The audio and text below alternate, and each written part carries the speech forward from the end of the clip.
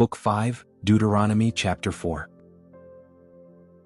Now therefore hearken, O Israel, unto the statutes and unto the judgments, which I teach you for to do them, that ye may live, and go in and possess the land which the Lord God of your fathers giveth you. Ye shall not add unto the word which I command you, neither shall ye diminish aught from it, that ye may keep the commandments of the Lord your God which I command you. Your eyes have seen what the Lord did because of Baalpeor. For all the men that followed Baalpeor, the Lord thy God hath destroyed them from among you. But ye that did cleave unto the Lord your God are alive every one of you this day. Behold, I have taught you statutes and judgments, even as the Lord my God commanded me, that ye should do so in the land whither ye go to possess it. Keep therefore and do them, for this is your wisdom and your understanding in the sight of the nations, which shall hear all these statutes and say, Surely this great nation is a wise and understanding people. For what nation is there so great, who hath God so nigh unto them, as the Lord our God is in all things that we call upon him for? And what nation is there so great, that hath statutes and judgments so righteous as all this law which I set before you this day?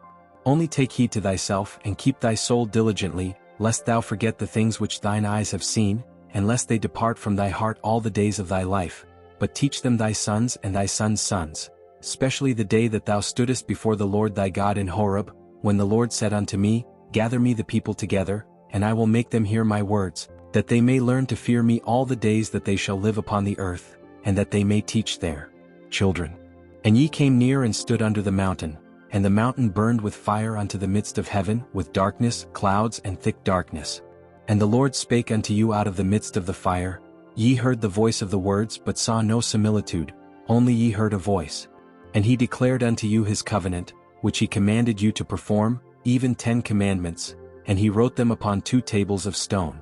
And the Lord commanded me at that time to teach you statutes and judgments, that ye might do them in the land whither ye go over to possess it. Take ye therefore good heed unto yourselves, for ye saw no manner of similitude on the day that the Lord spake unto you in Horeb out of the midst of the fire, lest ye corrupt yourselves and make you a graven image, the similitude of any figure, the likeness of male or female, the likeness of any beast that is on the earth, the likeness of any winged fowl that fleeth in the air, the likeness of anything that creepeth on the ground, the likeness of any fish that is in the waters beneath the earth, and lest thou lift up thine eyes unto heaven, and when thou sayest the sun and the moon and the stars, even all the host of heaven, shouldest be driven to worship them and serve them, which the Lord thy God hath divided unto all nations under the whole heaven.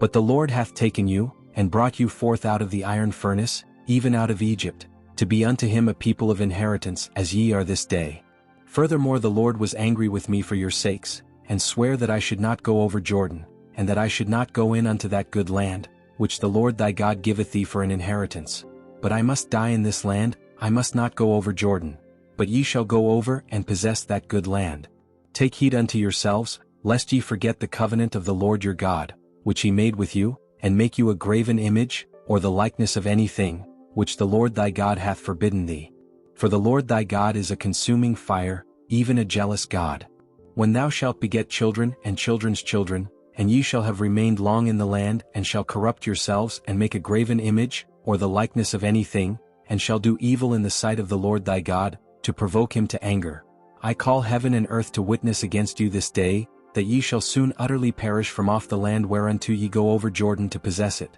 Ye shall not prolong your days upon it, but shall utterly be destroyed. And the Lord shall scatter you among the nations, and ye shall be left few in number among the heathen, whither the Lord shall lead you. And there ye shall serve gods, the work of men's hands, wood and stone, which neither see nor hear nor eat nor smell. But if from thence thou shalt seek the Lord thy God, thou shalt find him, if thou seek him with all thy heart and with all thy soul. When thou art in tribulation, and all these things are come upon thee, even in the latter days, if thou turn to the Lord thy God, and shalt be obedient unto his voice, for the Lord thy God is a merciful God. He will not forsake thee, neither destroy thee, nor forget the covenant of thy fathers which he sware unto them. For ask now of the days that are past, which were before thee, since the day that God created man upon the earth, and ask from the one side of heaven unto the other, whether there hath been any such thing as this great thing is, or hath been heard like it.